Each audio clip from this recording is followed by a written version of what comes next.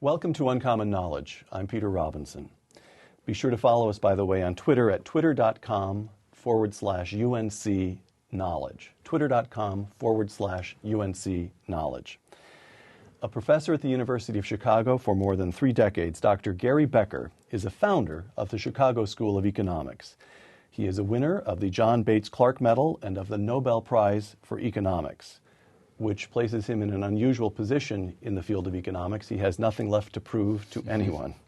Dr. Becker publishes regularly, maintains a full-time teaching load, and blogs on the Becker-Posner blog, one of the best-read blogs on law and economics. Several times a year, he visits us here at Stanford, where he is a fellow at the Hoover Institution. Gary Becker, welcome. Thank you. Glad to be here. Segment 1, what happened? 1983 to 2008, the American economy grows, a quarter of a century of growth, marred only by 2 brief, shallow recessions. And then in the beginning in the autumn of 2008, a credit crisis, and in the months that followed, perhaps the worst economic turmoil since the Great Depression. What hit us? Financial crisis is what hit us. We had, over particularly the period in the 2000s, great expansion of credit. Banks were very exposed in the housing market elsewhere. An expansion that was partly the fall of the banks who expanded, and partly the fall of the government and the Fed, who kept interest rates low during particularly 2004, 2006, and Congress, and who urged the banks to be lending to low-income groups with low credit. So we had the Community Reinvestment Act that began actually in the 1970s, but then the great push began in the 1990s and then in the 2000s to lend more and more to these groups who really didn't have the credit rating or the income that they could, in any realistic scenario about long-term prices, housing prices, pay back.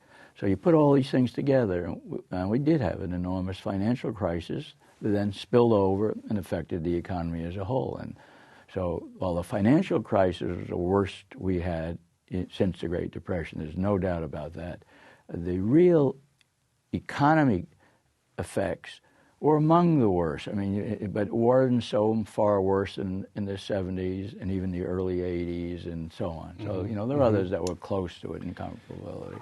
Gary, here, the conservative that I am, it makes all the sense in the world to me that the government was involved in this in one way or another. The Fed is too loose with money. Barney Frank in Congress is pushing credit to people who can't afford it. But that the banks got it wrong, that they didn't understand their own exposure, that people who were extremely well paid and in a highly competitive environment. So I feel, let's put it this way, when Alan Greenspan testified before Congress in 2008, I felt for him. Let me just read this to you. This is Greenspan testifying. I, Alan Greenspan, I made a mistake in presuming that the self-interest of banks and others was such that they were best capable of protecting their own shareholders. The loan officers of those institutions knew far more about the risks, I assumed, involved in the people to whom they lent money than even our best regulators. A critical pillar to free markets did break down. That shocked me.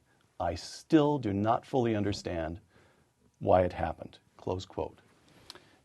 Did you feel his shock? Do you? What? Well, I don't know if shocked, but I was disappointed, and it's a challenge to understand what went wrong, what I think went wrong, and leave out the government and the Fed, as you said. That was a contributor, clearly a significant contributor. But they weren't the only ones. I think Greenspan is absolutely right. What I think happened was that banks, and including very able people, like I once asked a very eminent banker who survived pretty well the crisis, what about the head of Lehman? What was he? He said, no, as far as he knows, he was a very able person. Full, I think his name was. I think the banks didn't understand the risk that they were dealing with. They thought they were diversified. They had credit protection. They had, modern securities with derivatives and the like, which enables one to take on more risk, but to diversify it to a large extent. Not that you were bearing no risk, but you thought you were hedged pretty well against risk.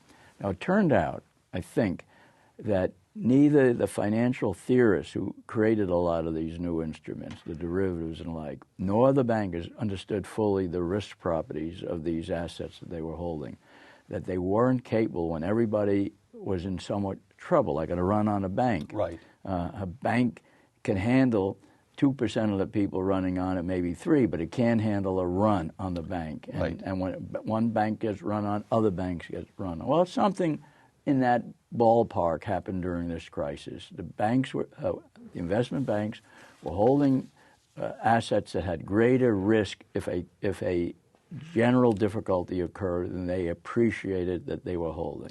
And greater than regulators appreciated. Regulators, Nobody knew where yeah. this, nobody expected this. Yeah. Regulators, for sure, they had the power to stop a lot of this. So people who say we need more regulation, I always answer them, but the regulators had the power in the past. They didn't use it. What makes you think they'll use it in the next crisis? I hope it's not so severe, but there will be further crises in the future, no matter what we do, hopefully of a less severe magnitude.